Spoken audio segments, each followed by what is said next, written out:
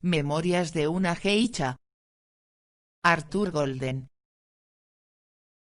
Capítulo 19. Aquel mes sorprendente en el que volví a encontrar al presidente y conocí a Nobu y al doctor Cangrejo y a Uchida Kosaburo, me sentí como si fuera un pequeño grillo que ha logrado escapar de su jaulita de mimbre. Por primera vez en años, podía irme a la cama con la idea de que no siempre iba a ser como una gota de té derramada en las esteras de tatami y que alguna vez en Gion se fijarían en mí. Todavía no sabía cuál era el plan de Mamea ni cómo iba a llevarme a triunfar como geisha ni si mi éxito me iba a acercar alguna vez al presidente. Pero todas las noches, acostada en el futón, me ponía su pañuelo en la mejilla, reviviendo una y otra vez mi encuentro con él. Era como las campanas de los templos, que resuenan largo rato después de haber sido tocadas. Pasaron varias semanas sin noticias de ninguno de estos hombres, y Mamea y yo empezamos a preocuparnos. Pero, al fin, una mañana, una secretaria de la compañía Iwamura telefoneó a la casa de Teichiriki pidiendo mi compañía para esa tarde. Mamea estaba encantada con la noticia, pues esperaba que la invitación viniera de Nobu. Yo también estaba encantada, esperaba que fuera del presidente. Más tarde, ese mismo día, le dije a la tía, en presencia de Atsumono, que esa tarde iba a acompañar a Nobu y que si podía ayudarme a escoger el kimono y los complementos. Para mi asombro, Atsumono vino a echar una mano. Estoy segura de que si un extraño nos hubiera visto pensaría que pertenecíamos a una familia estrechamente unida. Atsumono no soltó ninguna risita ni hizo ningún comentario sarcástico, y, de hecho, me ayudó bastante. Creo que la tía estaba tan asombrada como yo. Terminamos eligiendo un kimono verde con un estampado de hojas plateadas y vermellón y un obi gris con hilos de oro. Atsumono prometió pasar por allí para vernos juntos a Nobu y a mí. Aquella tarde cuando me arrodillé en el vestíbulo de la casa de Teichiriki pensé que toda mi vida había sido un camino hasta ese momento. Escuché el sonido amortiguado de las risas, intentando adivinar cuál sería la del presidente, y cuando abrí la puerta y lo vi ante mí en la cabecera de la mesa, y Nobu de espaldas a mí. Bueno, me cautivó de tal modo la sonrisa del presidente, aunque no era sino una huella de la risa de un momento antes, que tuve que contenerme para no devolverle la sonrisa. Saludé primero a Mamea, luego al resto de las geishas que estaban en la habitación y, por último, a los 6 o 7 hombres allí reunidos. Cuando me puse en pie, me dirigí directamente a Nobu, como Mamea esperaba que hiciera. Debí de colocarme más pegada a él de lo que yo creía, pues Nobu, molesto, dio un golpe en la mesa con la copa y se apartó un poco de mí. Yo me disculpé, pero él no me prestó atención y Mamea solo frunció el ceño. Me pasé el resto del tiempo sintiéndome fuera de lugar. Luego al salir juntas, Mamea me dijo, Nobu-san se molesta enseguida. En el futuro has de tener cuidado de no enfadarlo. Lo siento, señora, al parecer no le gusto tanto como usted pensaba. Oh, claro que le gustas. Si no le gustara tu compañía habrías terminado llorando. A veces tiene un temperamento muy brusco, pero a su manera es un hombre muy bueno. Como irás descubriendo, la compañía Iwamura volvió a invitarme a la casa de Teichiriki esa misma semana y muchas más, y no siempre con Mamea. Esta me advirtió que no me quedara demasiado tiempo no fuera a crearme mala fama, así que transcurrida una hora más o menos, me despedía, excusándome con una reverencia, como si tuviera que asistir a otra recepción. Muchas veces, cuando me estaba vistiendo para estas veladas, Atsumono insinuaba que tal vez se dejaría caer, pero nunca lo hizo. Entonces, una tarde, cuando yo no lo esperaba, me informó que aquella tarde tenía un poco de tiempo libre y estaba segura de que vendría. Me puse un poco nerviosa, como te puedes imaginar, pero las cosas empeoraron aún más cuando llegué a la casa de té y descubrí que Nobu estaba ausente. Era el grupo más pequeño al que hubiera sido invitada en Gion, con 2 geishas más solamente y 4 hombres. ¿Qué iba a pasar si venía Atsumono y me encontraba en compañía del presidente y sin Nobu? No había avanzado mucho tratando de encontrar una solución cuando de pronto se abrió la puerta y vi, no sin que me entrara inmediatamente una atroz ansiedad, a Atsumono de rodillas en el umbral. Mi único recurso, decidí, era fingir que estaba aburriéndome, como si solo me interesara la compañía de Nobu. Tal vez, aquello habría bastado para salvarme aquella noche, pero por suerte Nobu llegó unos minutos después. En cualquier caso, la hermosa sonrisa de Atsumono se expandió en cuanto Nobu entró en la habitación, hasta que sus labios parecieron gotas de sangre manando de una herida. Nobu se acomodó en la mesa, y entonces, de pronto, Atsumono sugirió de una forma casi maternal, que le sirviera sake. Yo me fui a sentar a su lado e intenté mostrar todos los signos de una chica enamorada. Cada vez que se reía, por ejemplo, yo empezaba a parpadear mirándolo, como si no pudiera resistirlo. Atsumono estaba encantada y nos observaba tan abiertamente que ni siquiera se daba cuenta de que las miradas de todos los hombres estaban clavadas en ella. O lo más probable es que simplemente estuviera acostumbrada a la atención que provocaba. Esa noche estaba cautivadoramente hermosa, como siempre. El joven sentado en un extremo de la mesa no podía hacer otra cosa que mirarla y fumar un cigarrillo tras otro. Incluso el presidente, que sostenía con singular gracia una copa entre los dedos,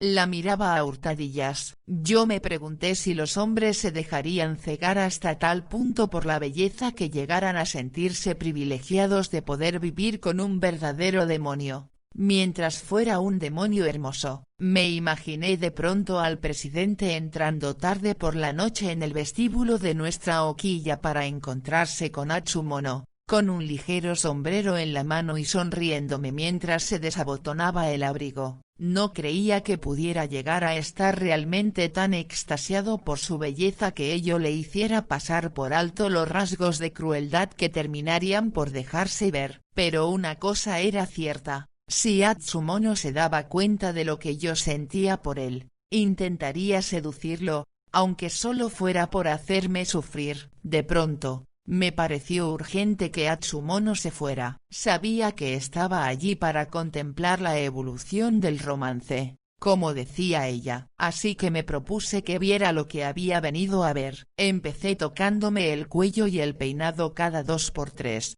a fin de parecer que estaba preocupada por mi aspecto. Pero al rozar sin darme cuenta uno de los adornos que llevaba en el pelo, se me ocurrió una idea. Esperé hasta que alguien contó un chiste y entonces, riéndome y atusándome el peinado, me incliné hacia Nobu. He de admitir que era un gesto un poco extraño, pues mi cabello estaba encerado y apenas se movía o se despeinaba. Me proponía soltarme uno de los adornos, una cascada de flores de seda amarillas y naranjas, de modo que cayera en el regazo de Nobu. No obstante, lo que sucedió fue que el adorno estaba más sujeto de lo que yo creía, y cuando por fin conseguí soltarlo, salió disparado, rebotó en el pecho de Nobu y cayó en el tatami entre sus piernas cruzadas. Casi todo el mundo se dio cuenta, pero nadie sabía qué hacer. Yo había planeado que alargaría la mano hasta su regazo y lo reclamaría con infantil turbación, pero no me atrevía a alcanzar su entrepierna. Nobu lo agarró él mismo y lo giró lentamente tomándolo por la púa que lo sujetaba al cabello. «Busca a la joven camarera que me ha recibido», me dijo. «Dile que quiero el paquete que he traído». Hice lo que Nobu me mandaba y volví al salón, donde todo el mundo me esperaba. Nobu tenía todavía en la mano mi adorno del pelo, agarrándolo de modo que las flores oscilaban sobre la mesa. No hizo ademán de tomar el paquete cuando se lo ofrecí. «Pensaba dártelo más tarde, cuando salieras, pero parece que debo dártelo ahora», dijo, y me indicó con un gesto de cabeza que lo abriera. A mí me daba mucha vergüenza, pues todo el mundo me miraba, pero le quité la envoltura de papel, Abrí la cajita de madera que había dentro y encontré una peineta exquisitamente decorada sobre un lecho de satén. La peineta, que tenía una forma semicircular, era de un vivo color rojo decorada con flores de brillantes colores. La encontré en una tienda de antigüedades hace unos días, dijo Nobu. El presidente, contemplando pensativo el adorno que yo había dejado en su estuche, encima de la mesa, movió los labios, pero ningún sonido salió de su boca al principio. Entonces se aclaró la garganta, y dijo con una extraña tristeza en la voz: «Vaya, Nobu-san, no sabía que fueras tan sentimental». Atsumono se levantó de la mesa. Pensé que había logrado librarme de ella por esa noche, pero para mi sorpresa dio la vuelta y se arrodilló a mi lado. Yo no sabía qué hacer, hasta que ella sacó la peineta de la caja y la introdujo cuidadosamente en la base de mi moño. Luego extendió la mano, y Nobu le dio el adorno de flores, que ella volvió a colocar en mi cabeza con la misma delicadeza que una madre con su bebé. Yo se lo agradecí con una pequeña reverencia. «¿No es la más linda de las criaturas?», dijo,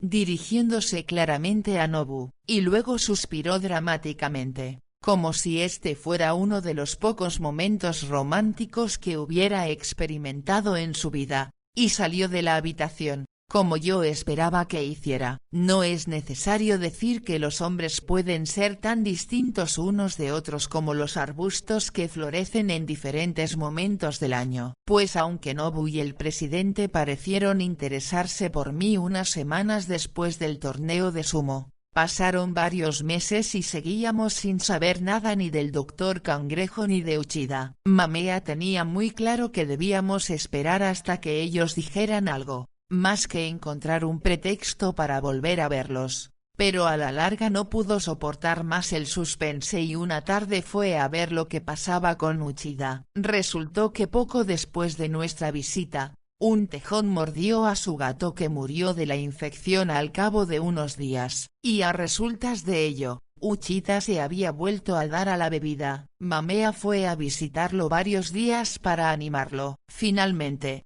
cuando parecía que su humor estaba a punto de cambiar, me vistió con un kimono azul cielo adornado en el bajo con un bordado de cintas multicolores y con tan solo un toquecito de maquillaje occidental, para acentuar los ángulos, como decía ella, y me mandó a su casa con un gatito blanco perla que le había costado una fortuna. Yo pensaba que el gatito era adorable, pero Uchida apenas le hizo caso y, en su lugar, me miró con los ojos entrecerrados, moviendo la cabeza a un lado y al otro. Unos días después, nos llegó la noticia de que quería que posara para él en su estudio. Mamea me advirtió que no dijera ni una palabra y me envió allí con su doncella Tatsumi de carabina, la cual se pasó toda la tarde dando cabezadas en un rincón de la habitación, mientras Uchida me llevaba de un sitio a otro, mezclando frenéticamente sus tintas y pintando un poco sobre papel de arroz,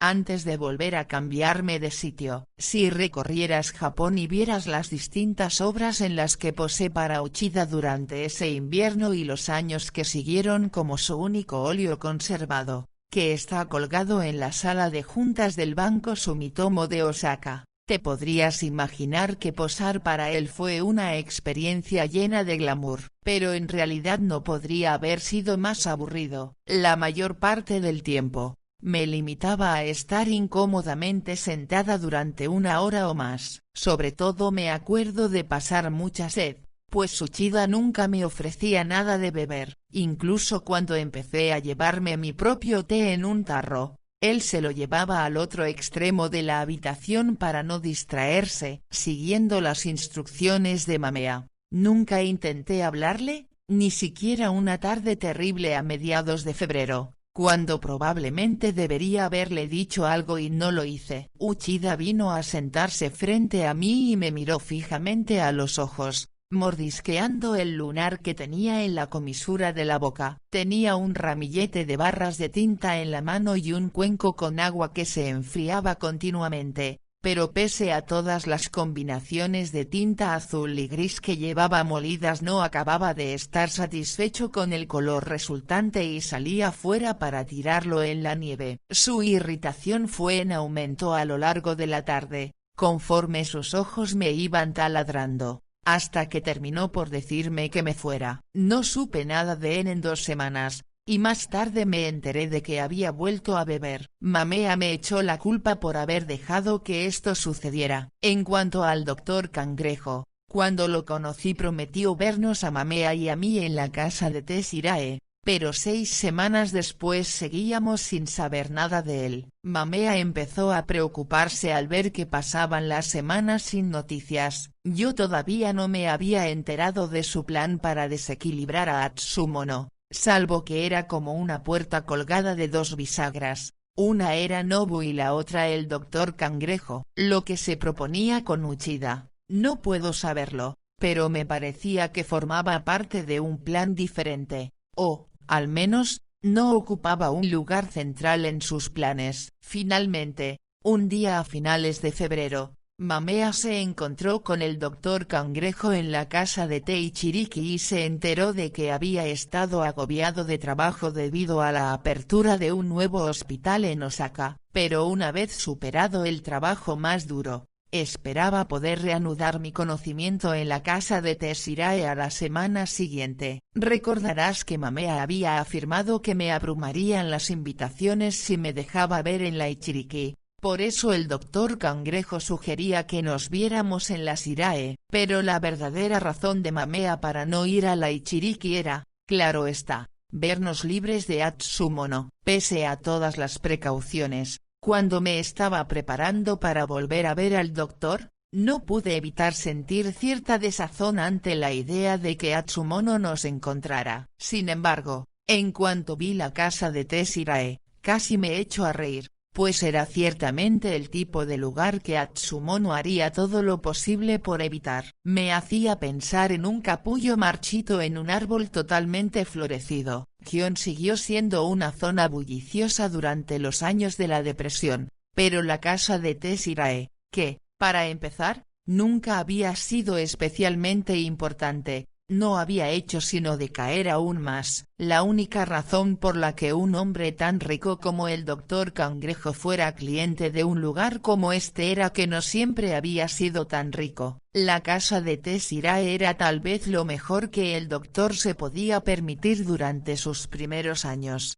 y el ser finalmente recibido en la Ichiriki no significaba que tuviera libertad para romper su vínculo con la Sirae. Cuando un hombre toma un amante, no se da media vuelta y se divorcia de su esposa. Esa noche en la Sirae, yo serví el sake mientras Mamea contaba una historia, y durante todo el tiempo, el doctor Cangrejo estuvo sentado con los codos apuntando hacia afuera, tanto, en realidad, que a poco que se moviera enseguida nos daba con ellos, tras lo cual se volvía y se excusaba con una pequeña inclinación de cabeza. Como pude descubrir aquella noche, el doctor Cangrejo era un hombre tranquilo, se pasó la mayor parte de la velada con la vista fija en la mesa, y de vez en cuando deslizaba un trozo de sashimi bajo el bigote de una forma que a mí me hacía pensar en un niño escondiendo algo bajo las tablas del suelo. Cuando por fin nos despedimos, yo pensé que la velada había sido un fracaso, pues normalmente un hombre que se hubiera divertido tan poco no volvería a Gion. Pero, muy al contrario, resultó que volvimos a saber de él a la semana siguiente, y prácticamente todas las semanas durante los meses que siguieron. Todo parecía ir suave como la seda en lo que al doctor Cangrejo se refiere, hasta que una tarde de mediados de marzo estuve a punto de echar a perder con una auténtica tontería los planes que con tanta cautela había trazado Mamea. Estoy segura de que muchas jóvenes geishas han echado por tierra unas magníficas perspectivas negándose a hacer algo que se esperaba que hicieran, portándose mal con un hombre importante o cualquier otra cosa por el estilo, pero la falta que yo cometí era tan trivial que ni siquiera fui consciente de lo que estaba haciendo. Todo sucedió en un minuto, en la hoquilla, Un día muy frío poco después de comer. Yo estaba tocando el samisen sentada en la plataforma exterior, y Atsumono se acercó apresurada camino del retrete. De haber estado calzada, habría saltado de un brinco al pasaje del patio para dejarla pasar, pero lo que sucedió es que tuve que forcejear un momento para ponerme en pie porque tenía las piernas y los brazos agarrotados de frío. Si hubiera sido más rápida, probablemente Atsumono no se habría tomado la molestia de dirigirme la palabra. Pero mientras yo trataba torpemente de levantarme, me dijo: el embajador alemán está en la ciudad, pero Calabaza no está libre para acompañarlo. ¿Por qué no le dices a Mamea que te prepare las cosas para poder sustituirla? Y se echó a reír, como si quisiera decir que la idea de que yo pudiera acompañar al embajador alemán era tan ridícula como servirle un plato de bellotas al emperador. El embajador alemán había causado un gran revuelo en Gion por esos años. Durante este periodo, en 1935, acababa de subir al poder en Alemania un nuevo gobierno, y aunque nunca he sabido mucho de política, sí que sé que por entonces Japón se estaba distanciando de los Estados Unidos y deseaba causar buena impresión al embajador alemán. Todo el mundo se preguntaba quién tendría el honor de acompañarlo durante su inminente visita a Gion. Cuando Atsumono me habló, yo debía haber bajado la cabeza avergonzada y haber lamentado con gran teatro la miseria de mi vida comparada con la de Calabaza, pero dio la casualidad de que precisamente había estado reflexionando sobre cuánto parecían haber mejorado mis expectativas y lo bien que habíamos engañado a Atsumono con el plan de Mamea, fuera este el que fuera. Mi primer instinto cuando Atsumono me habló fue sonreír, pero en su lugar me mostré impasible como una máscara, y me alegré de no haber soltado prenda. Atsumono me miró de forma extraña, y justo en ese momento yo debería haberme dado cuenta de que se le había pasado algo por la cabeza. Me eché rápidamente a un lado, y ella siguió su camino. Eso fue todo, por lo menos en lo que a mí respecta. Entonces, unos días después, Mamea y yo fuimos a la casa de Tessirae a acompañar al doctor Cangrejo. Pero cuando abrimos la puerta, vimos a Calabaza calzándose para marcharse. Me di un gran susto al verla y empecé a hacer conjeturas sobre lo que habría podido llevarla hasta allí. Entonces Atsumono entró en el vestíbulo, y yo supe entonces que de un modo u otro había vuelto a burlarnos. «Buenas tardes, Mamea-san», dijo Atsumono. «Y mira quién va contigo, la aprendiza que tanto le gustaba al doctor». Estoy segura de que Mamea estaba tan sorprendida como yo, pero no dio muestras de ello. «Vaya, vaya,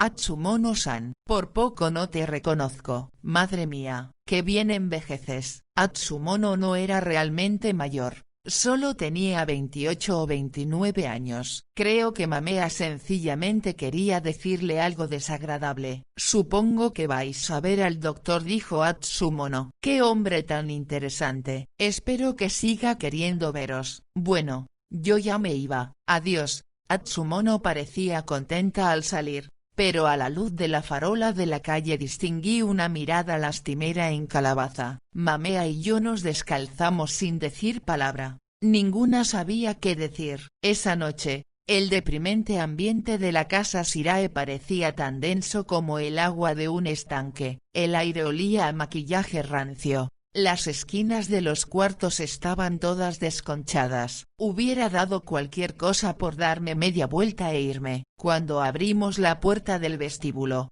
encontramos a la dueña de la casa de té acompañando al doctor Cangrejo. Por lo general, solía quedarse unos minutos después de que llegáramos, seguramente para cobrárselos al doctor. Pero esa noche, al entrar nosotras, se excusó y ni siquiera levantó la vista al pasar a nuestro lado. El doctor Cangrejo estaba sentado de espaldas a nosotras, así que pasamos por alto el formalismo de la reverencia y fuimos directamente a sentarnos con él en la mesa. «Parece cansado, doctor», dijo Mamea. «¿No se encuentra bien hoy?» El doctor Cangrejo no abrió la boca, sencillamente se puso a hacer círculos en la mesa con el vaso de cerveza. como para pasar el rato, aunque era un hombre eficaz y no malgastaba ni un momento si estaba de su mano. Sí, estoy bastante cansado, dijo por fin. No tengo muchas ganas de hablar. Y con esto, apuró la cerveza de un trago y se levantó para marcharse. Mamea y yo nos miramos. Cuando el doctor Cangrejo llegó a la puerta de la habitación, se volvió a nosotras y dijo: no me gusta que la gente en la que confío me engañe, y luego salió sin cerrar la puerta. Mamea y yo estábamos demasiado atónitas para hablar. Finalmente, ella se puso en pie y cerró la puerta. De vuelta a la mesa, se alisó el kimono y luego entrecerró los ojos enfadada y me dijo: está bien, Sayuri, ¿qué le has dicho exactamente a Atsumono? Mamea-san, después de todo lo que hemos trabajado, le prometo que nunca haría nada que echara a perder mis posibilidades. Pues parece que el doctor te ha apartado de su camino, como si no fueras más que un saco vacío. Estoy segura de que hay una razón, pero no podremos conocerla hasta que no sepamos lo que le ha dicho Atsumono esta noche. ¿Y cómo vamos a saberlo? Calabaza estaba también en la habitación, así que tendrás que abordarla como sea y preguntarle. No estaba muy segura de que Calabaza quisiera hablar conmigo, pero dije que lo intentaría, y Mamea pareció quedarse satisfecha. Se levantó y se dispuso a marcharse, pero yo me quedé donde estaba hasta que ella se volvió para ver qué me detenía. Mamea-san, ¿puedo hacerle una pregunta? Dije. Ahora Atsumono está enterada de que he estado acompañando al doctor, y probablemente sabe por qué. El que sin duda lo sabe es el doctor. Usted también, claro está. Incluso Calabaza sabe por qué. Yo soy la única que no lo sabe. ¿Sería tan amable de contarme cuál es su plan? Sabes perfectamente bien que Uchida-san te mira con ojos de artista, pero el doctor está interesado en algo más. Lo mismo que Nobu. ¿Sabes a lo que nos referimos cuando hablamos de la anguila sin casa? No tenía ni idea de qué hablaba y así se lo dije. Los hombres tienen una especie de punto. Bueno, de anguila, dijo. Las mujeres no la tienen, pero los hombres sí. Está situada. Creo que sea lo que se refiere, dije, pero no sabía que se llamaba anguila. No es una anguila de verdad, dijo Mamea, pero hacer que es una anguila facilita las cosas, así que imaginemos que lo es. La cosa es así. Esta anguila se pasa toda la vida intentando encontrar una casa. ¿Y qué crees tú que tienen las mujeres dentro de ellas? Una cueva donde a las anguilas les gusta vivir. Esta cueva es de donde sale la sangre todos los meses, cuando las nubes cubren la luna. Como se suele decir, ya era lo bastante mayor para comprender lo que Mamea decía de las nubes cubriendo la luna, pues ya hacía varios años que lo había experimentado. La primera vez no me habría asustado más si hubiera estornudado y hubiera encontrado un trozo de mis sesos en el pañuelo. Estaba realmente asustada, creyendo que me iba a morir, hasta que la tía me encontró un día lavando un trapo manchado de sangre y me explicó que sangrar era sencillamente una parte de lo que era ser una mujer. Puede que no lo sepas, dijo Mamea, pero las anguilas son muy territoriales. Cuando encuentran una cueva que les gusta se deslizan dentro y se dan unos meneos para asegurarse de que es una cueva agradable. Y cuando por fin deciden que es lo bastante confortable, marcan la cueva como territorio propio. Escupiendo, ¿entiendes? Si Mamea me hubiera dicho sin más lo que trataba de decirme, seguro que me habría asustado, pero, al menos, descifrando todo aquello me distraje un poco. Años después descubriría que así fue también como se lo había explicado a Mamea en su momento su hermana mayor. Y aquí viene la parte que te va a parecer más extraña, continuó Mamea, como si lo que acabara de decirme no me lo pareciera ya bastante. A los hombres les gusta mucho hacerlo. De hecho, Hay hombres que apenas hacen otra cosa en la vida que buscar diferentes cuevas para su anguila. La cueva de una mujer en la que nunca ha entrado una anguila es particularmente apreciada por los hombres, ¿entiendes? A esto le llamamos mizuaje. ¿A qué se llama mizuaje? A la primera vez que la anguila de un hombre explora la cueva de una mujer. A eso llamamos mizuaje. Mizu significa agua, y eit, algo así como elevar o poner encima, de modo que el término mizuaje suena como si tuviera algo que ver con sacar agua o poner algo sobre el agua. Si le preguntas a 3 geishas, cada una tendrá una idea distinta sobre el origen del término. Cuando Mamea terminó su explicación, yo me sentí aún más confusa. Aunque hice como si me hubiera enterado de algo. Supongo que te imaginas por qué le gusta tanto al doctor venir a Gion, continuó Mamea. Gana mucho dinero en su hospital y, salvo el que necesita para mantener a su familia, se lo gasta todo intentando encontrar posibilidades de mizuaje. Puede que te interese saber, Sayuri-san, que tú eres precisamente el tipo de joven que más le gusta. Lo sé muy bien, porque yo también fui una de esas jóvenes. Como pude saber tiempo después, 1 o 2 años antes de que a mí me trajeran a Gion, el doctor Cangrejo había pagado una cantidad récord por el mizuaje de Mamea, tal vez 7.000 u 8.000 yenes. Puede que ahora no parezca mucho dinero, pero en aquel tiempo era una suma que incluso alguien como mamita, que solo pensaba en el dinero y en cómo tener más y más, solo podría ver 1 o 2 veces en toda su vida. El mizuaje de Mamea había sido tan caro, en parte, por su fama, pero además había otra razón. Como me explicó aquella tarde, 2 hombres de fortuna habían pujado por su mizuaje. Uno era el doctor Cangrejo, el otro, un hombre de negocios llamado Fujikado. Por lo general, los hombres en Gion no competían de este modo. Se conocían y preferían llegar a un acuerdo, pero Fujikado vivía en el otro extremo del país, y solo aparecía ocasionalmente por Gion. No le preocupaba ofender al doctor Cangrejo, y este, que afirmaba que por sus venas corría sangre aristocrática,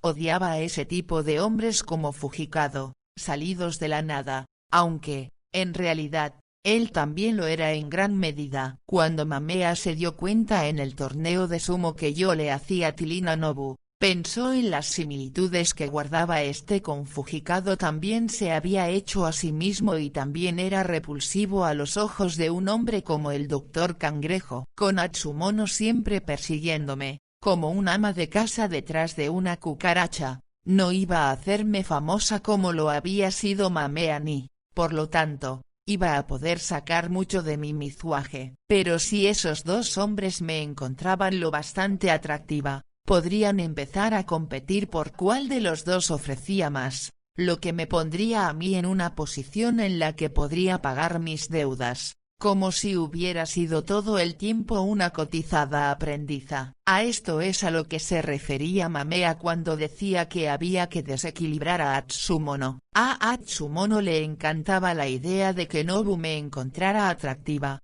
pero de lo que no se daba cuenta era que mi favor con Nobu podría subir considerablemente el precio de mi mizuaje. No cabía duda de que teníamos que recuperar el aprecio del doctor Cangrejo. Sin él Nobu podría ofrecer lo que quisiera por mi mizuaje, es decir, si es que estaba interesado realmente. Yo no estaba muy segura de ello, pero Mamea me tranquilizaba diciendo que un hombre no cultiva una relación con una aprendiza de 15 años a no ser que tenga en mente su mizuaje. Estate segura de que no es tu conversación lo que le atrae, me espetó. Yo intenté dar la impresión de que no me había ofendido. Capítulo 20. Retrospectivamente, esta conversación con Mamea supuso un giro en mi conocimiento del mundo. Antes de ella, no tenía ni idea de qué era el mizuaje, era una niña ingenua que no sabía nada de nada. Pero después de la conversación, empecé a comprender que quería obtener a cambio del tiempo y del dinero que invertía en Gion un hombre como el doctor Cangrejo. Una vez que te enteras de estas cosas, ya no puedes dejar de saberlas. Y no pude volver a pensar en él como lo había hecho hasta entonces. De vuelta en la hoquilla esa misma noche, esperé en mi cuarto a oír a Atsumono y a Calabaza subir las escaleras. Ya era 1 o 2 horas después de medianoche cuando por fin volvieron. Supe que Calabaza estaba cansada por el ruido que hacía al poner las manos en los peldaños, pues a veces subía a 4 patas, como un perro. Antes de cerrar la puerta de su cuarto,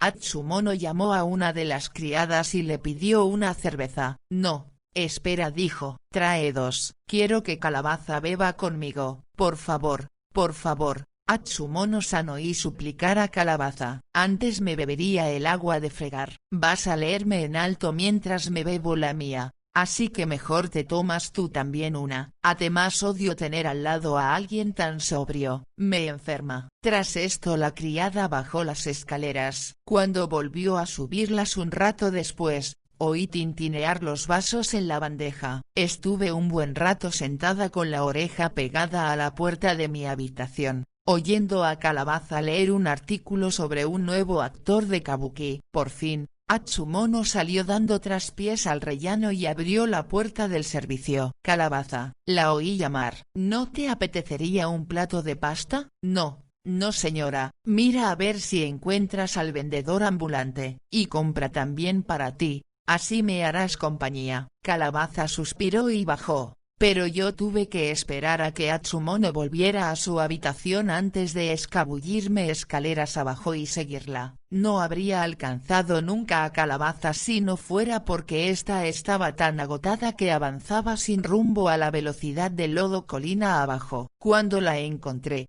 se asustó al verme y me preguntó qué pasaba. No pasa nada, le contesté, salvo que necesito desesperadamente que me ayudes. Oh, Chiyo-san, me dijo, creo que era la única persona que me seguía llamando así. No tengo tiempo, estoy tratando de encontrar al vendedor ambulante de pasta. A Atsumono le han entrado ganas de pasta de repente, y quiere que yo también me tome un plato. Tengo miedo de vomitar encima de ella. Pobre Calabaza, exclamé. Pareces un trozo de hielo que ha empezado a fundirse. Su cara mostraba todo el cansancio que tenía, y parecía que en cualquier momento iba a caer redonda al suelo por el peso de toda la ropa. Le dije que se sentara, que yo buscaría al vendedor y volvería con los platos de pasta. Estaba tan cansada que no me llevó la contraria, se limitó a darme el dinero y se sentó en un banco junto al arroyo Shirakawa. Me llevó un rato a encontrar al vendedor,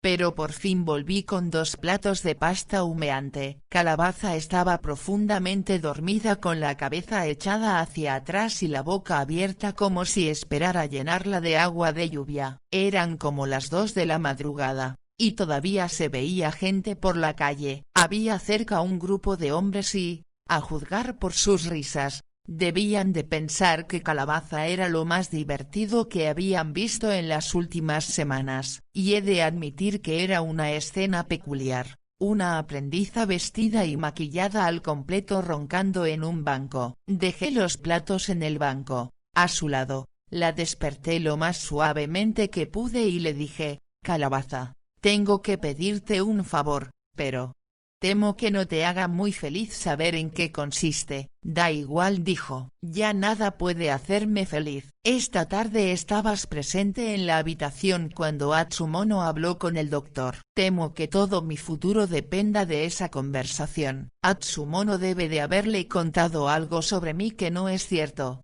porque ahora el doctor ya no quiere volver a verme. Por mucho que odiara a Atsumono, por mucho que quisiera averiguar lo que había hecho esa tarde, lamenté al instante habérselo mencionado a Calabaza. Estaba pasándolo tan mal que el suave toque que le di en el brazo fue demasiado para ella. Los ojos se le llenaron de lágrimas, que empezaron a correrle por las anchas mejillas, como si llevara años almacenándolas. No lo sabía, Chiyo-san, dijo, rebuscando bajo el obi hasta sacar un pañuelo. No tenía ni idea. ¿Te refieres a lo que iba a decir Atsumono? Pero ¿cómo iba a saberlo nadie? No, no es eso, no sabía que nadie pudiera ser tan malo, no lo entiendo, hace cosas con el único objetivo de dañar a la gente, y lo peor es que cree que la admiro y que quiero ser como ella, pero, la odio, nunca he odiado tanto a nadie. El pañuelo amarillo de Calabaza estaba teñido con el blanco del maquillaje. Si unos momentos antes me había parecido un cubo de hielo que empezaba a derretirse,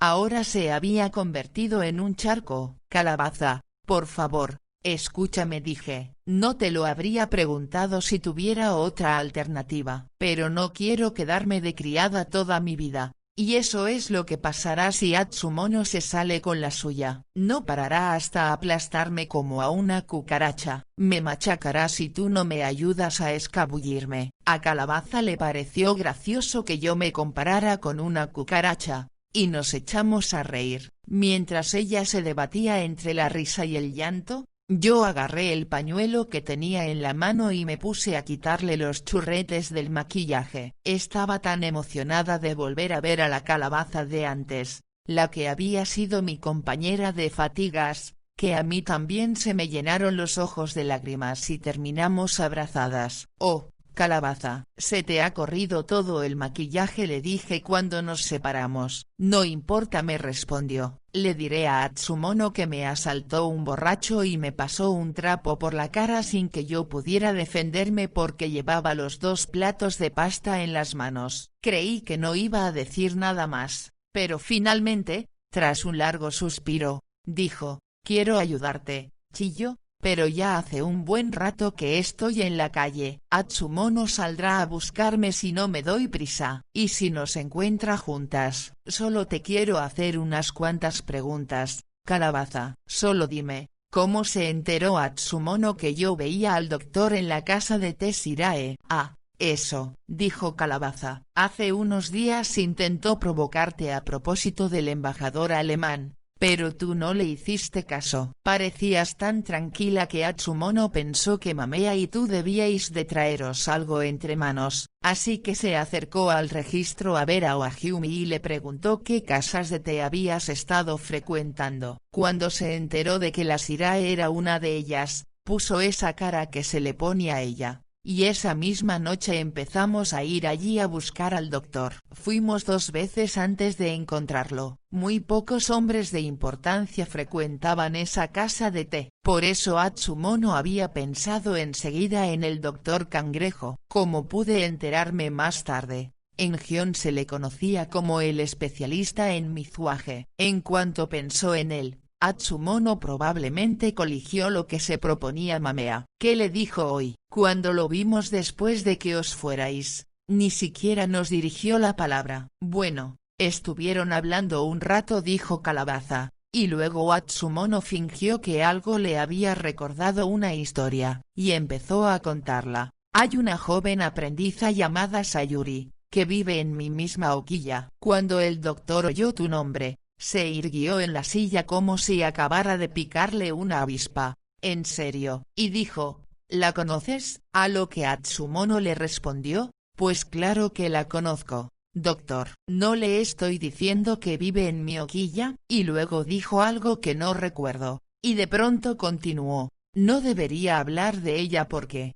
Bueno, en realidad, le estoy guardando un secreto. Me quedé fría al oír esto. Estaba segura de que Atsumono se habría inventado algo verdaderamente espantoso. ¿Cuál era el secreto? Calabaza. No estoy muy segura de saberlo, me contestó Calabaza. No parecía nada del otro mundo. Atsumono le contó que había un joven que vivía al lado de nuestra hoquilla y que Mamita tenía unas normas muy rígidas con respecto a amigos y novios. Atsumono le dijo que tú y ese chico os gustabais, y que a ella no le importaba encubriros porque pensaba que Mamita era demasiado estricta. Incluso le dijo que cuando Mamita salía, os dejaba solos en su propio cuarto, y luego dijo algo como, oh, pero si yo no debería contarle nada de esto, y si llegara a los oídos de Mamita, después de todo lo que me ha costado encubrirlos. Pero el doctor le dijo que le agradecía toda esa información,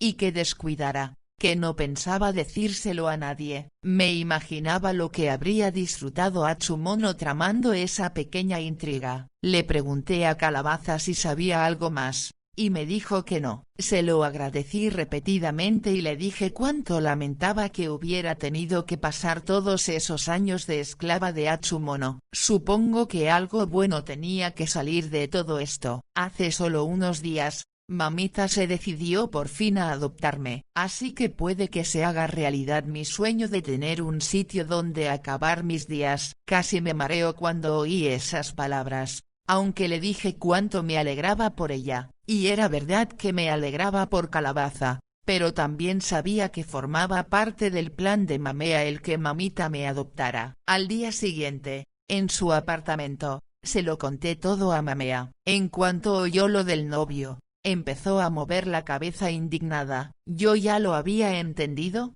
pero me explicó que Atsumono había encontrado una ingeniosa manera de meter en la cabeza del Dr. Cangrejo la idea de que mi cueva ya había sido explorada por la anguila de otro hombre. Pero Mamea se preocupó aún más por la inminente adopción de Calabaza. Calculo, dijo, que tenemos unos meses hasta que la adopción se lleva a cabo realmente, lo que significa que ha llegado el momento de tu mizuaje, Sayuri. Estés o no preparada para ello. Esa misma semana, Mamea encargó a mi nombre en la confitería un tipo de pasteles de arroz que llamamos ekubo, que en japonés significa hoyuelo. Los llamamos así porque tienen una especie de hoyuelo en su parte superior con un pequeño círculo rojo en el centro. Algunas personas los consideran muy sugerentes. A mí siempre me recordaron a un cojín diminuto, suavemente rehundido, como si una mujer hubiera recostado en él la cabeza para dormir y lo hubiera manchado de carmín en el centro,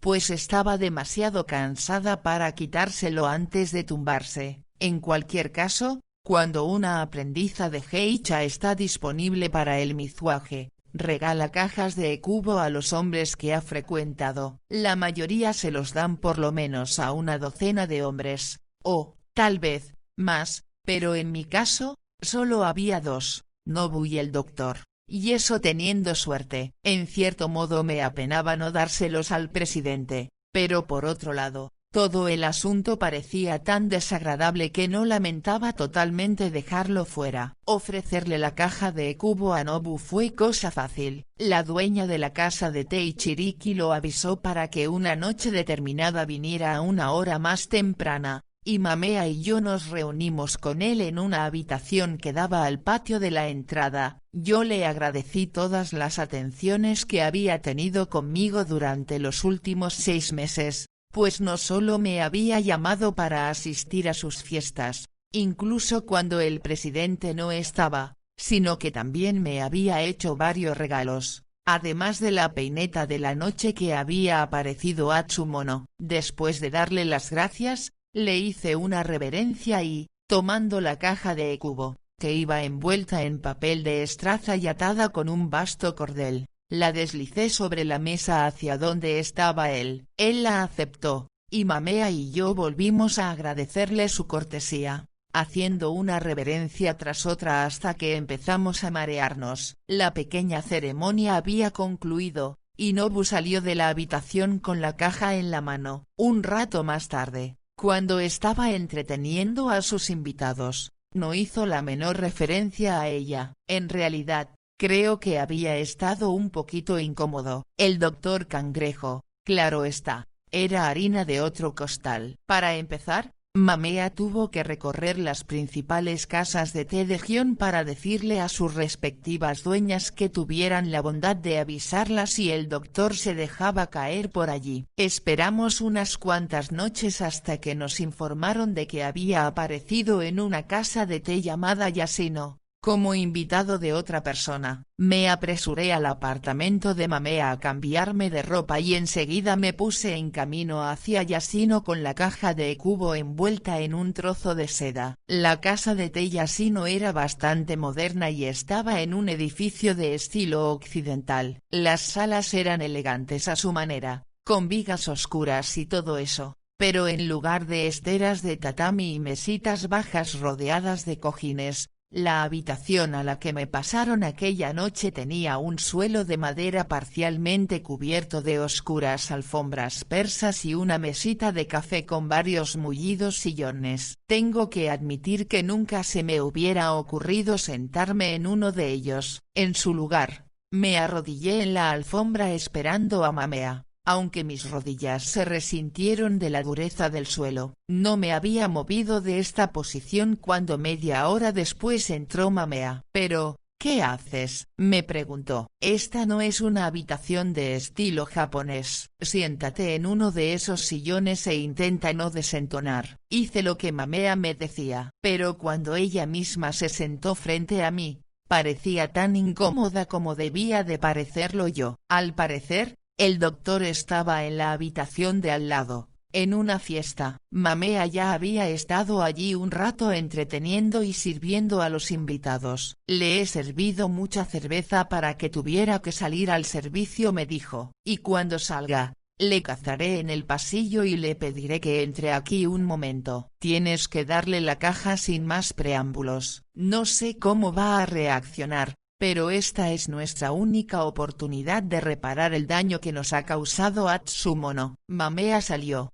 y yo esperé un buen rato sentada en el sillón. Estaba muy nerviosa y muerta de calor, y me preocupaba que el maquillaje blanco se me estropeara con el sudor y pareciera un futón con todas las sábanas revueltas. Busqué algo para distraerme, pero lo único que podía hacer era levantarme de vez en cuando para echarme un vistazo en el espejo. Finalmente oí voces y luego llamaron a la puerta y Mamea la abrió. «Un momento, doctor, si es usted tan amable». Distinguía al doctor Cangrejo entre las sombras del pasillo, con una expresión tan sombría como las de los retratos que cuelgan en las grandes paredes de los bancos. Me miraba desde detrás de sus gafas. Yo no estaba segura de qué hacer. Normalmente habría hecho una reverencia arrodillada en el tatami, así que me levanté del sillón y me arrodillé en la alfombra para hacerlo igual. Aunque sabía que a Mamea no le gustaría y se enfadaría conmigo, no creo que el doctor se dignara mirarme. «Prefiero volver a la fiesta», le dijo a Mamea. «Le ruego me disculpe, Sayuri ha traído algo para usted,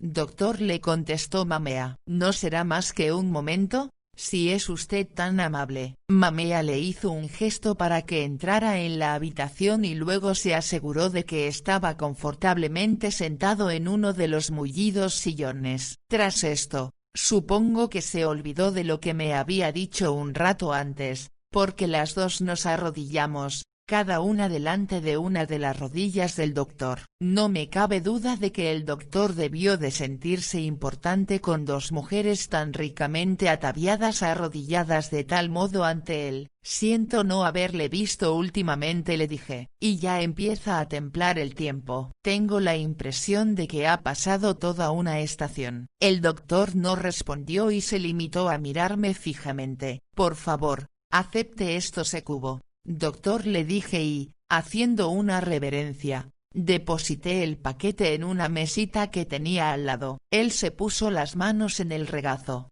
como diciendo que ni soñando pensaba tocar aquella caja. «¿Por qué me das esto?». Mamea le interrumpió. «Lo siento, doctor, he sido yo quien convenció a Sayuri de que a usted le gustaría recibir su Sekubo. Espero no haberme equivocado». «Pues sí te has equivocado. Tal vez no conoces a esta chica tan bien como te crees. Yo te tengo en muy buen concepto, Mamea-san, pero no dice mucho en tu favor que pretendas recomendármela». «Lo siento, doctor», dijo Mamea. No sabía que pensaba así. Tenía la impresión de que le gustaba Sayuri. «Muy bien. Pues ahora que ha quedado todo aclarado, permíteme que vuelva a la fiesta. Pero, permítame que le pregunte, ¿ha hecho algo Sayuri que haya podido ofenderle? Las cosas han cambiado tan súbitamente». «Claro que sí. Como ya te he dicho, me ofende la gente que me engaña, Sayuri-san». «Qué vergüenza haber engañado al doctor», me dijo Mamea. «¿Le has dicho algo que no era cierto?».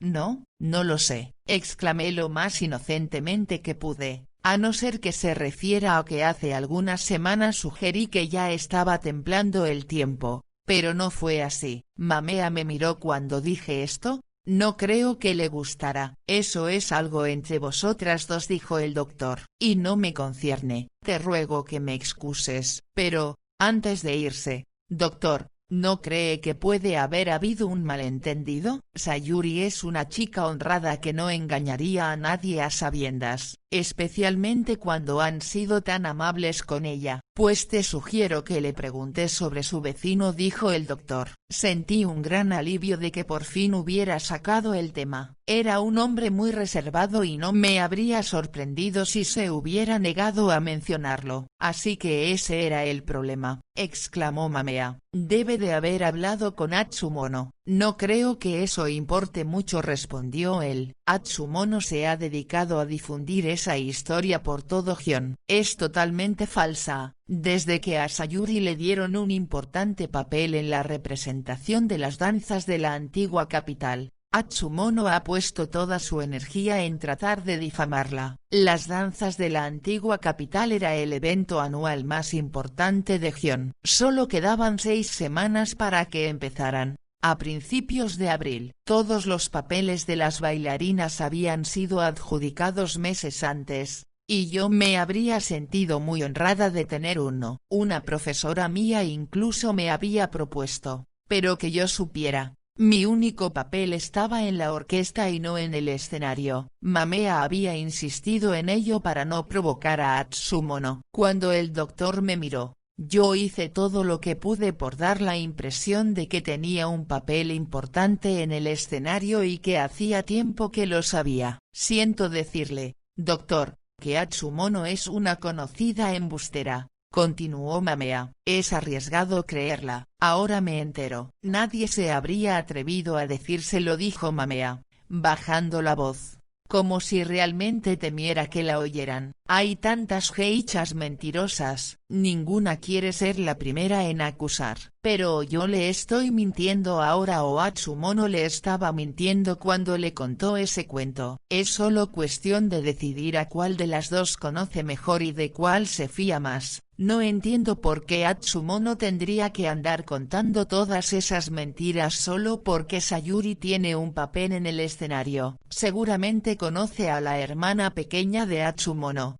Calabaza. Atsumono esperaba que le dieran un papel a Calabaza, pero, al parecer, se lo han dado a Sayuri en cambio, y a mí me han dado el que codiciaba a Atsumono para ella misma. Pero esto no importa mucho, doctor. Si la integridad de Sayuri está en duda, entiendo perfectamente que prefiera no aceptar la caja de cubo que le ofrece. El doctor se quedó sentado mirándome fijamente. Finalmente dijo, le pediré a uno de los médicos del hospital que la examine. Quiero cooperar en todo lo que pueda, doctor, contestó Mamea, pero no me va a resultar fácil disponer las cosas si usted no acepta ser el protector de Sayuri en su mizuaje. Si se duda de su integridad. Bueno, Sayuri va a ofrecer su secubo a muchos más hombres, y estoy segura de que muchos se mostrarán bastante escépticos con respecto a los cuentos que les haya contado Atsumono. Pareció que esto tuvo el efecto que deseaba Mamea. El doctor Cangrejo se quedó callado un momento. Finalmente, dijo, no sé qué es lo más apropiado. Es la primera vez que me veo en una situación semejante. Acepte, por favor, esto secubo, doctor, y dejemos a un lado los disparates de Atsumono. He oído muchas historias de chicas poco honradas que disponen su mizuaje para el momento del mes en que el hombre puede ser fácilmente engañado. Soy médico, como sabes, no se me puede engañar tan fácilmente. Pero si nadie trata de engañarlo. Se quedó sentado un momento más y luego se puso en pie con los hombros encorvados y salió marcando el paso de la habitación. Yo estaba demasiado distraída haciendo todas las reverencias de despedida y no me di cuenta de si tomaba o no el paquete de cubo. Pero después de que los dos hubieron salido, miré a la mesita y vi que la caja ya no estaba allí. Cuando Mamea mencionó que yo tenía un papel en el escenario, Creí que se lo estaba inventando sobre la marcha para explicar por qué podría haber contado a Atsumono las mentiras que había contado sobre mí, así que puedes imaginarte mi sorpresa cuando al día siguiente me enteré de que Mamea estaba diciendo la verdad. O, si todavía no era una verdad completa, Mamea esperaba que lo fuera para el final de la semana. En aquel tiempo, en los años 30, trabajaban en Gion por lo menos 700 u 800 geishas, pero como en la producción de las danzas de la antigua capital solo se necesitaban unas 60, la competición por los papeles acabó con muchas amistades. Mamea no había dicho toda la verdad cuando afirmó que le habían dado el papel que ansiaba Atsumono,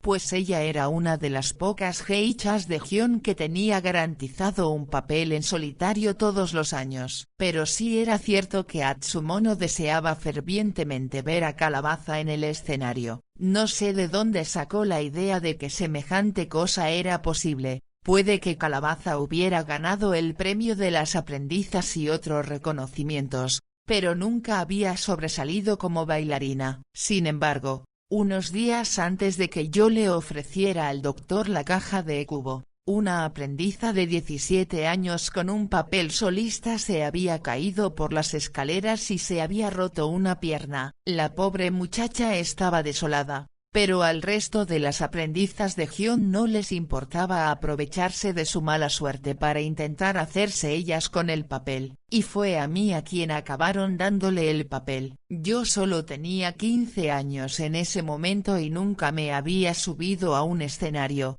lo que no quiere decir que no estuviera preparada. Muchas de las muchísimas tardes que me había quedado en la hoquilla, en lugar de ir de recepción en recepción como la mayoría de las aprendizas, la tía se ofrecía a tocar el samisen para que yo practicara la danza. Por eso, a los 15 años me habían pasado ya al 11º nivel, aunque en realidad puede que no tuviera más dotes para la danza que cualquier otra. Si Mamea no se hubiera mostrado tan decidida a mantenerme oculta por causa de Atsumono, podría haber tenido ya un papel en el espectáculo del año anterior. Me dieron el papel a mediados de marzo, así que solo tenía un mes más o menos para ensayar. Por suerte, mi profesora de danza fue muy amable y muchas tardes me dio clase a mí sola. Mamita no se enteró sino varios días después. Atsumono, claro está, no se apresuró a decírselo.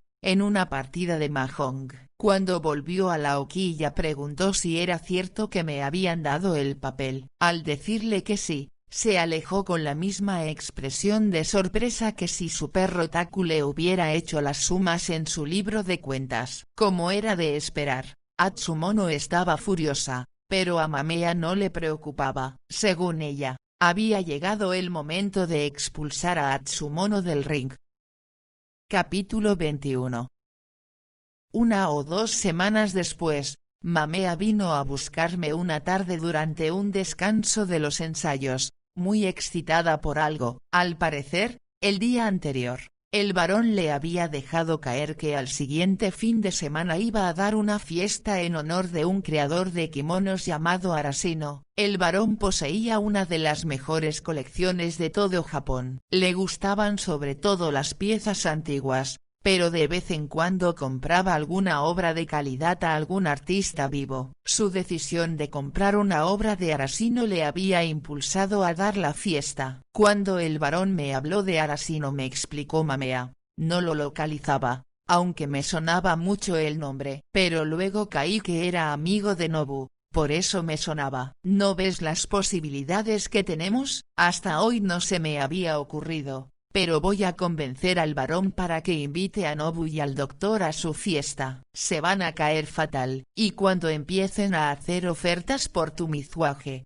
puedes estar segura de que ninguno de los dos se va a quedar tranquilo, sabiendo que el otro podría llevarse el premio. Estaba muy cansada, pero me puse a aplaudir muy contenta por ella y le dije lo mucho que le agradecía que se le hubiera ocurrido un plan tan bueno, y estoy segura de que era un buen plan, pero la verdadera prueba de su inteligencia la daría al convencer al varón de que invitara a aquellos dos hombres a su fiesta. algo que ella aseguraba que podría conseguir sin muchas dificultades. Claramente, ambos desearían ir. En el caso de Nobu, porque el varón era un inversor de la compañía Yuamura, aunque yo eso no lo sabía entonces, y en el del Dr. Cangrejo.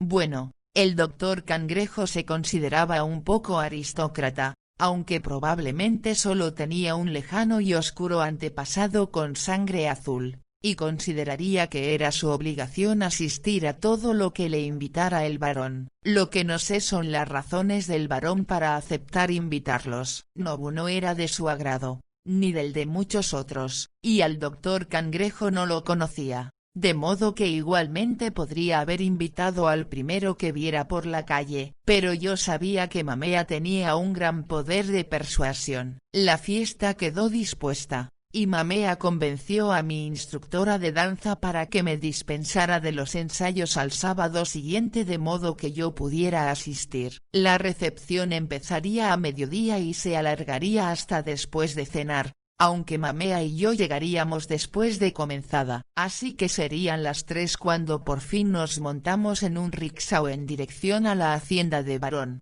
que se encontraba al pie de las colinas que se alzaban al noreste de la ciudad. Era la primera vez que estaba en un sitio con tanto lujo, y me sentí bastante abrumada por todo lo que veía a mi alrededor. Imagínate que alguien prestara al diseño y al cuidado de toda una hacienda la misma atención que, incluso en los detalles más pequeños, se aplica a la confección de un kimono. Pues eso es lo que sucedía en la hacienda donde vivía el varón. La casa principal databa del tiempo de su abuelo, pero los jardines, que me sorprendieron como un gigantesco brocado de diferentes texturas, habían sido diseñados y construidos por su padre. Al parecer, la casa y los jardines nunca terminaron de encajar hasta que el hermano mayor del varón, un año antes de morir asesinado, no cambió de lugar el estanque. Este mismo le añadió un jardín de musgo con un camino de guijarros que salía del templete de observación de la luna. A un lado de la casa, unos cisnes negros se deslizaban por el estanque con un porte tan altivo que me hizo avergonzarme de no ser más que un desgarbado ser humano. Íbamos a empezar preparando una ceremonia del té a la que se unirían los hombres cuando tuvieran ganas, así que me sorprendió cuando, tras atravesar las grandes verjas, no nos dirigimos hacia el pabellón del té, sino directamente a la orilla del estanque y nos montamos en una pequeña embarcación. Esta tenía el tamaño de una habitación pequeña, la mayor parte estaba ocupada con unos asientos de madera que iban pegados a las paredes, pero en uno de los extremos había un verdadero pabellón en miniatura, con una tarima de tatami cubierta con un tejadillo de verdad. Tenía tabiques móviles de papel, abiertos para dejar entrar el aire, y en el mismo centro había un cajón de madera lleno de arena, que hacía de brasero en donde Mamea encendió unos carbones a fin de calentar el agua en una elegante tetera de hierro. Mientras ella hacía esto, yo intenté ayudarla colocando el resto de los utensilios de la ceremonia. Estaba bastante nerviosa, y entonces Mamea, tras poner la tetera en el fuego, se volvió hacia mí y me dijo: «Eres una chica lista, Sayuri. No necesito decirte lo que pasará con tu futuro si el Dr. Cangrejo o Nobu dejan de interesarse por ti. Debes poner un cuidado extremo en que ninguno de los dos piense que prestas demasiada atención al otro. Pero, claro está, unos pocos celos no les sentarán mal. Estoy segura de que sabrás desenvolverte». Yo no estaba tan segura, pero no me quedaba más remedio que comprobarlo. Pasó más de media hora antes de que el varón y sus 10 invitados salieran de la casa y se dirigieran hacia el estanque, parándose cada 2 por 3 para admirar la vista de las colinas desde diferentes ángulos. Cuando se embarcaron, el varón llevó el bote hasta el centro del estanque, impulsándolo con una pértiga. Mamea preparó el té y yo repartí las tazas. Luego dimos una vuelta por el jardín con los hombres y pronto llegamos a una plataforma de madera suspendida sobre el agua,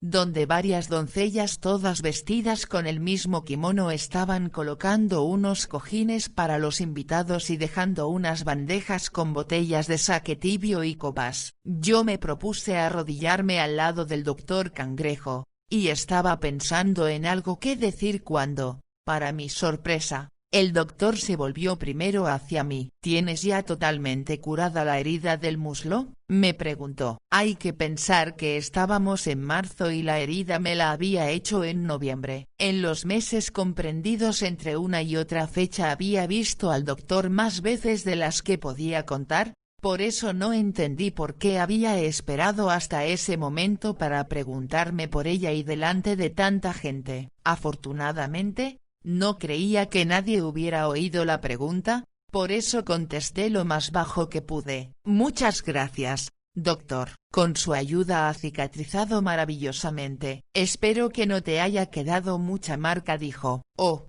no.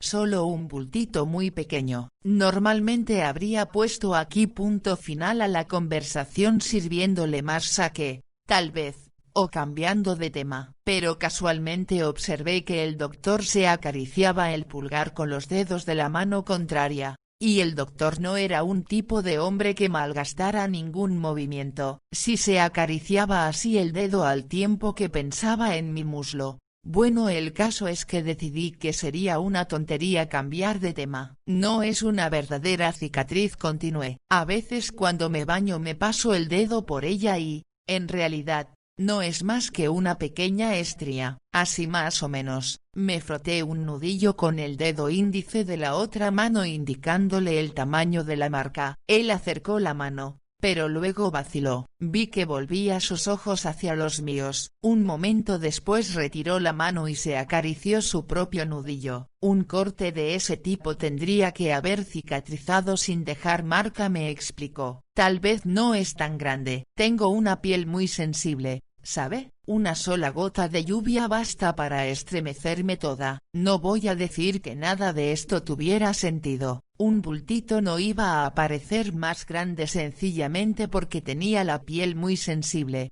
y además, cuando me había caído por última vez una gota de lluvia en los muslos desnudos. Pero supongo que una vez que supe que le interesaba de mí al doctor Cangrejo, cuando trataba de imaginar lo que se le pasaba por la cabeza me sentía medio asqueada, medio fascinada. En cualquier caso, el doctor se aclaró la garganta y se inclinó hacia mí. ¿Y has practicado algo? ¿Practicado? ¿Te lastimaste al perder el equilibrio cuando estabas?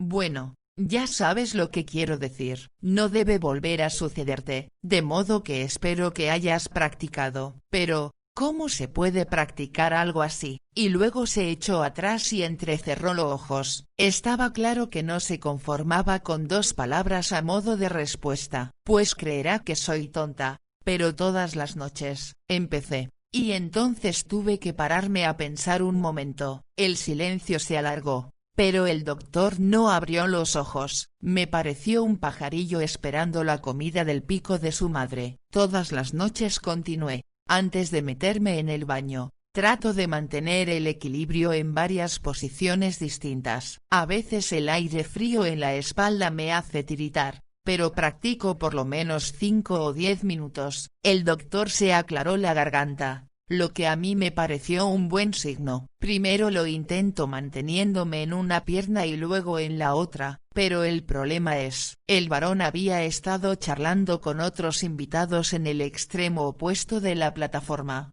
pero en ese momento precisamente ponía fin a lo que estaba contando. Las siguientes palabras que dije sonaron con la misma claridad que si me hubiera subido a un podio y las hubiera pronunciado en voz alta para todos los presentes. Cuando no llevo nada puesto, me llevé la mano a la boca, pero antes de decidir yo qué hacer, alzó la voz el varón. ¡Qué barbaridad! No sé de qué estáis hablando ahí, pero desde luego suena más interesante que lo que contamos por aquí. Todos los hombres se echaron a reír al oír esto. Luego el doctor tuvo la amabilidad de ofrecer una explicación. Sayuri vino a verme el año pasado con una herida en el muslo, dijo. Se la produjo al caerse sobre algo punzante. Por eso yo le sugerí que hiciera ejercicios de equilibrio. Se ha ejercitado mucho, añadió Mamea. Estos kimonos son mucho más incómodos de lo que parecen. Pues que se lo quite, dijo uno de los hombres. Aunque, por supuesto, no era más que una broma. Y todos volvieron a reírse. Estoy de acuerdo, exclamó el varón. No entiendo por qué se molestan las mujeres en ponerse ningún kimono. No hay nada más hermoso que una mujer sin nada encima. Todo cambia cuando el kimono es obra de mi buen amigo Arashino, dijo Nobu. Ni siquiera los kimonos de Arashino son tan hermosos como lo que tapan, dijo el varón, derramando el contenido de su copa al intentar dejarla en la plataforma. No estaba verdaderamente borracho, aunque había bebido mucho más de lo que yo habría imaginado en él. No me entiendan mal, continuó. Creo que los kimonos de Arashino son preciosos. De no ser así no estaría sentado aquí a mi lado ahora mismo. ¿Oh no? Pero si alguien me pregunta si prefiero contemplar un kimono o una mujer desnuda. Bueno, en ese caso, nadie se lo pregunta, dijo Nobu. Yo mismo estoy interesado en saber qué tipo de obras está haciendo últimamente Arashino, pero Arashino no tuvo tiempo de contestar, porque el varón, que estaba apurando la última gota de sake, casi se atraganta en su prisa por interrumpir.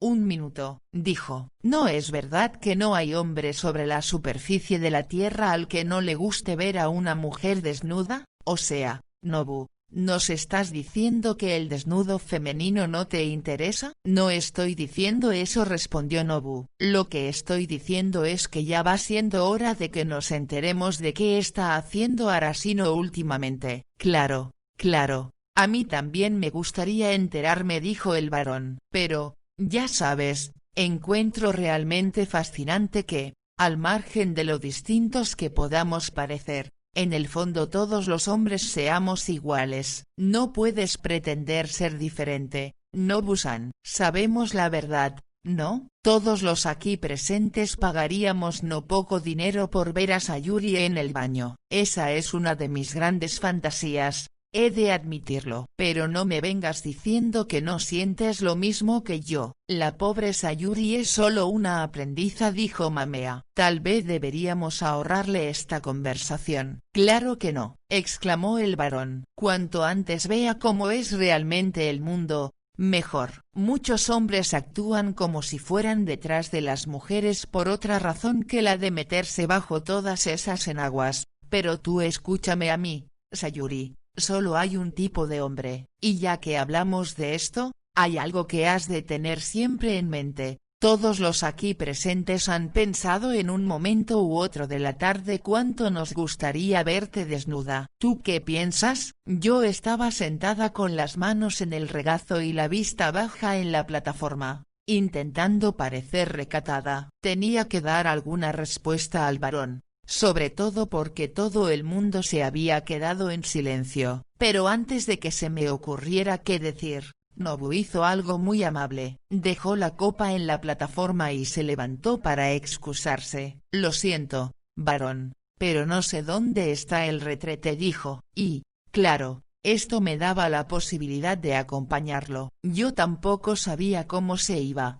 pero no iba a perder la oportunidad de desaparecer un rato de la reunión. Al levantarme, una criada se ofreció a mostrarme el camino, y me condujo alrededor del estanque, con Nobu siguiéndonos a ambas. Ya en la casa, cruzamos un largo vestíbulo de madera clara y con ventanas a un lado. En el otro lado, brillantemente iluminadas por la luz del sol, había varias vitrinas. Yo iba a conducir a Nobu directamente hasta el final de la estancia, pero él se detuvo ante una de las vitrinas que contenía una colección de espadas antiguas. Parecía que estaba contemplando los objetos expuestos, pero en realidad estaba tamborileando en el cristal con los dedos de su única mano, al tiempo que soltaba con fuerza el aire por la nariz. Todavía parecía muy enfadado. Yo también estaba bastante turbada por lo que había sucedido, pero le agradecía mucho que me hubiera rescatado y no sabía muy bien cómo decírselo. En la siguiente vitrina, que contenía una serie de pequeños netsuke o broches de marfil. Le pregunté si le gustaban las antigüedades. ¿Las antigüedades como el varón, quieres decir? No, claro que no. El varón no era un hombre especialmente mayor, de hecho era mucho más joven que Nobu. Pero comprendí lo que quería decir, pensaba que el varón era una reliquia de la era feudal. No, lo siento dije, pero pensaba en las antigüedades expuestas en las vitrinas. Cuando veo esas espadas, pienso en el varón. Cuando veo estos broches, pienso en el varón. Ha sido uno de los principales inversores de nuestra compañía, y tengo con él una gran deuda, pero no me gusta malgastar el tiempo pensando en él cuando no tengo que hacerlo. ¿Contesta esto a tu pregunta? Le hice una reverencia a modo de respuesta, y él cruzó el vestíbulo hacia el retrete, tan rápido que no llegué a tiempo de abrirle la puerta. Luego, cuando volvimos al borde del agua, me agradó comprobar que la reunión empezaba a disolverse. Solo algunos de los hombres permanecían para la cena. Mamea y yo acompañamos a los otros hasta la verja de entrada, donde los esperaban sus choferes. Despedimos al último con una reverencia, y una criada nos acompañó de vuelta a la casa. Mamea y yo pasamos la hora siguiente en el pabellón del servicio,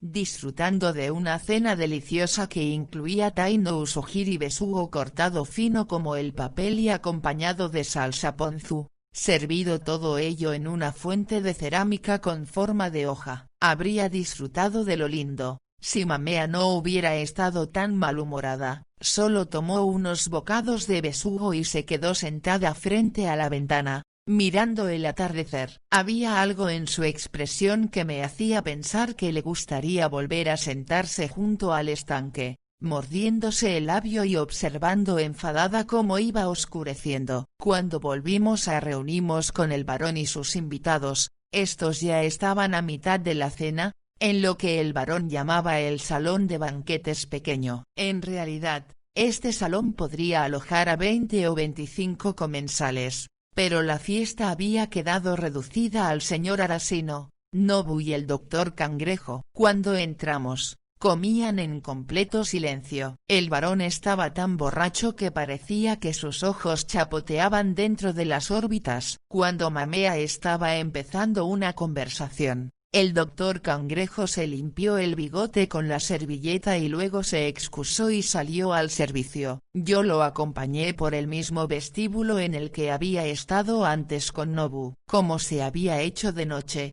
apenas se veían los objetos, pues las luces reflejaban en el cristal de las vitrinas. Pero el doctor Cangrejo se detuvo junto a la vitrina de las espadas, moviendo la cabeza hasta alcanzar un ángulo desde el cual no reflejara la luz. «Parece que conoces bien la casa del varón», me dijo. «Oh, no, señor, me siento bastante perdida en este sitio tan grande. Solo me conozco el camino porque antes acompañé al señor Nobu-san». «Estoy seguro de que pasó por aquí a toda prisa», dijo el doctor. «Los hombres como Nobu no tienen mucha sensibilidad para apreciar el contenido de estas vitrinas». No supe qué responder, pero el doctor me miró fijamente. «No has visto mucho mundo», continuó, «pero con el tiempo aprenderás a tener cuidado de quien tiene la arrogancia de aceptar una invitación de alguien como el varón y luego le habla tan groseramente como ha hecho Nobu esta tarde». Yo asentí con una reverencia, y cuando estuvo claro que el doctor Cangrejo no tenía nada más que decirme,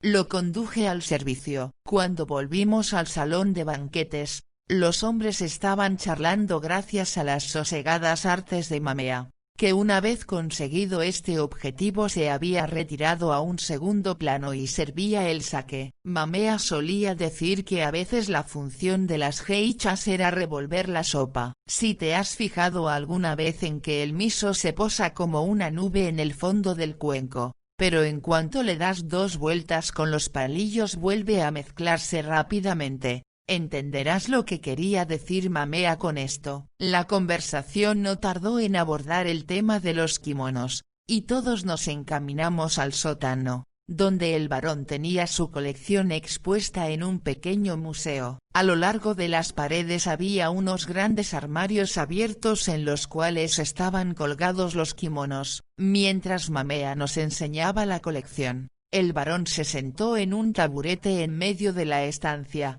con los codos apoyados en las rodillas y la vista nublada, y no dijo una palabra. Todos coincidimos en que el kimono más hermoso era uno en el que estaba representado el paisaje de la ciudad de Kobe, que está situada en la ladera de una abrupta montaña que cae directamente sobre el océano. El estampado empezaba en los hombros, con el cielo azul y las nubes. Las rodillas representaban la ladera de la montaña, y bajo estas, la túnica se recogía en una larga cola que mostraba el azul verdoso del mar salpicado de hermosas olas doradas y barquitas. Mamea, dijo el barón, creo que deberías ponerte ese kimono para la fiesta de los cerezos en flor que daré en el Hakone la semana que viene. Dará que hablar, ¿no? Me gustaría mucho, contestó Mamea. Pero como ya le mencioné el otro día, este año no podré asistir a la fiesta. Me di cuenta de que esto no le gustó nada el barón, pues frunció el ceño. ¿Qué quieres decir? Con quien tienes un compromiso que no puedes romper. Me encantaría de veras estar allí, barón. Pero este año, no me será posible. Tengo una cita con el médico a la misma hora que la fiesta. ¿Una cita con el médico? ¿Qué significa eso? Los médicos pueden cambiar las citas. Cámbiala mañana y no dejes de asistir a mi fiesta la semana que viene, como has hecho siempre. Lo siento, dijo Mamea, pero hice esta cita con el consentimiento del barón hace semanas, y no estará en mi mano cambiarla ahora. No recuerdo haberte dado mi consentimiento. Bueno, en cualquier caso, no parece que necesites un aborto ni nada por el estilo. A esto siguió un largo y embarazoso silencio. Mamea se limitó a colocarse las mangas del kimono, y el resto de nosotros nos quedamos tan callados que solo se oía la respiración dificultosa del señor Arasino. Reparé en que Nobu, que no había prestado apenas atención hasta entonces, se volvió a observar la reacción del barón. Bueno, dijo finalmente el barón, supongo que me había olvidado de que lo mencionaste. Ciertamente no podemos tener varoncitos correteando por ahí, ¿eh? Pero deberías habérmelo recordado en privado, Mamea. Lo siento, barón. Si no puedes, no puedes y no hay más que hablar. Pero, ¿y el resto de los presentes? Será una fiesta estupenda en mi hacienda de Hakone el fin de semana que viene. Tienen que venir todos. La doy todos los años cuando están los cerezos en flor. El doctor y Arasino no podían asistir. Nobu no contestó, pero cuando el barón le presionó le dijo, barón, ¿no me dirá de verdad que cree que voy a ir hasta Hakone para contemplar los cerezos en flor? Oh, los cerezos son solo una excusa para dar una fiesta, dijo el barón. No importa, en cualquier caso vendrá su presidente. Viene todos los años. Al oír mencionar al presidente me puse nerviosa, pues se me había venido a la cabeza en varios momentos de la tarde. Durante un segundo tuve la sensación de que habían descubierto mi secreto. Me preocupa que no vaya a venir ninguno de ustedes, continuó el barón. Lo estábamos pasando tan bien hasta que Mamea empezó a hablar de cosas que debió mantener en privado. Bueno,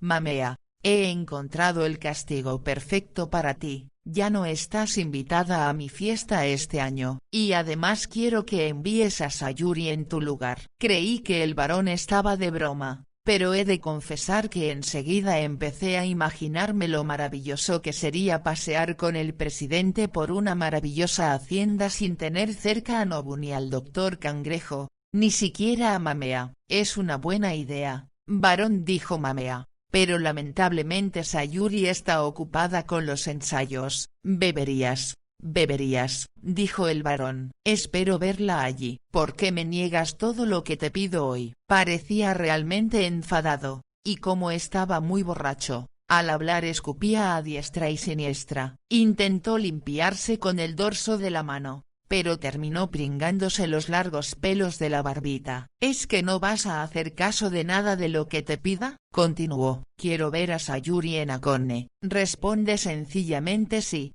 varón, y dejamos zanjada la cuestión. Sí, varón. Muy bien, dijo el varón. Volvió a echarse atrás en el taburete. Se sacó un pañuelo del bolsillo y se limpió la cara. Yo lo lamentaba por Mamea, pero sería poco decir que estaba entusiasmada con la perspectiva de asistir a la fiesta del varón. Creo que al pensarlo en el rickshaw de vuelta a Gion, se me ponían encarnadas las orejas. Temía que Mamea se percatara, pero ella iba mirando hacia el otro lado y no dijo una palabra hasta el final del trayecto. Cuando se volvió hacia mí y me dijo, Sayuri, tienes que tener mucho cuidado en Hakone. Sí, señora, lo tendré, contesté yo. Tienes que tener en cuenta que una aprendiza a punto de pasar su mizuaje es como una comida dispuesta en una bandeja. Pero ningún hombre la probará a la mínima sospecha de que otro hombre la ha probado. No pude mirarla a los ojos cuando dijo esto. Sabía perfectamente bien que se refería al varón.